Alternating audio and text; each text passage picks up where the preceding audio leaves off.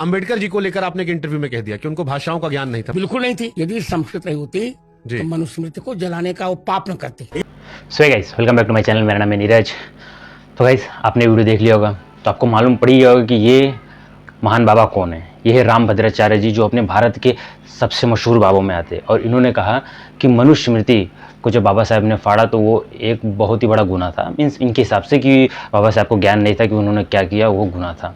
तो आज हम इसी टॉपिक पे बात करेंगे और समझेंगे थोड़ा कि मनुस्मृति थी क्या। ठीक है, तो शायद ये वीडियो किसी को बुरी भी लग सकती हो, तो उसके लिए खेद है।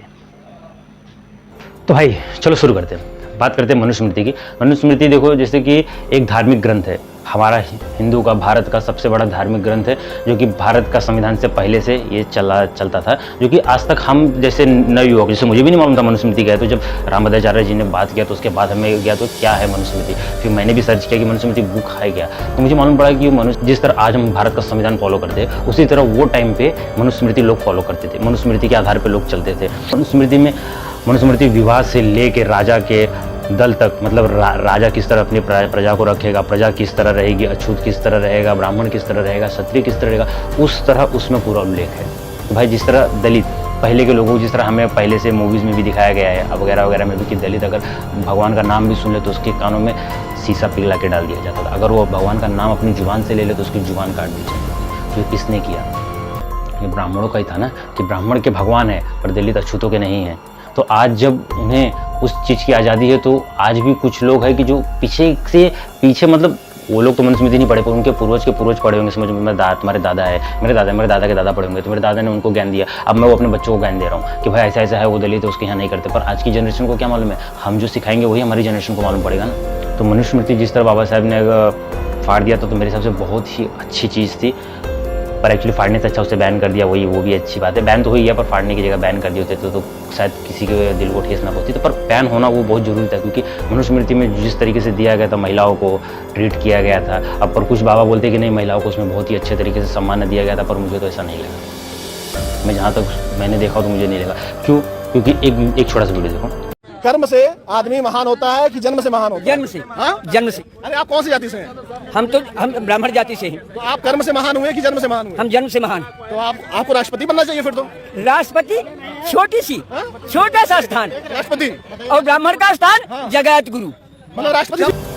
देखा, ये आदमी बोलता है कि मैं ब्राह्मण जन्म से हूँ, कर्म से नहीं। मतलब तुम चूतिया हो, और तुम अगर ब्राह्मण के घर पे जन्म लियो तो तुम महान हो। और अगर कोई अछूत, वो कर्म से महान है पर वो नीच है, क्योंकि वो दलित के घर पे पैदा हुआ, पर तुम महान हो क्योंकि तुमने ब्राह्मण के घर पे जन्म लिया है।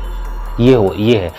लोग बोलते हैं कि भाई नहीं, अंग्रेजों आके हमारे भारत को बहुत ख़राब किया था। पर नहीं, अगर अंग्रेज ना आए होते तो सती प्रथा भी बंद नहीं होती थी, जो कि सती प्रथा 1829 में लॉर्ड बिलियन ने बंद कर दिया था, कि देख के कि भाई अगर तुम्हारा आदमी मर गया तो तुम भी उसके साथ जल के मर जाओ।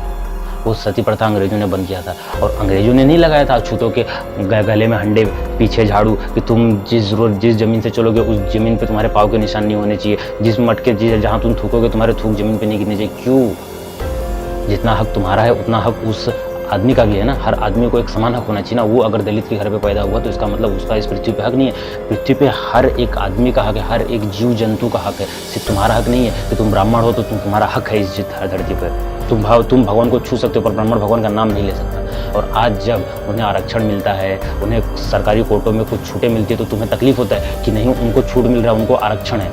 क्यों? तुमने भी तो दर पीढ़ी दर आरक्षण लिया है ना। मनुस्मृति लिखी किसने थी बताओ? मनुस्मृति लिखनी थी महिष मुनि ने शायद लिखी। महिष मुनि ने लिखी थी, वो भी ब्राह्मण थे। तो जिसने भी लिखा उसने पहले अपना ही दर्जा रखा ना, कि भाई मैं ब्राह्मण तो पहले मेरा दर्जा, बाकी तेल नहीं। ब्राह्मण के नीचे क्षत्रिय डाल, क्षत्रिय के नीचे शूद्र के नीचे अशूद्र, ये इस तरीके से डाल दिया। मतलब अगर कोई दलित के घर पे, कोई दलित शूद्र के घर पे कोई एक इंटेलिजेंट, एक होनहार बच्चा भी है और वो अशुद्धि रहेगा, और ब्राह्मण के घर पे कोई चूतिया बच्चा भी पैदा होगा तो वो महान रहेगा। बाबा साहब अम्बेडकर भी वहीं से आए थे ना, दलित के घर से थे ना। और आज कहाँ है वो?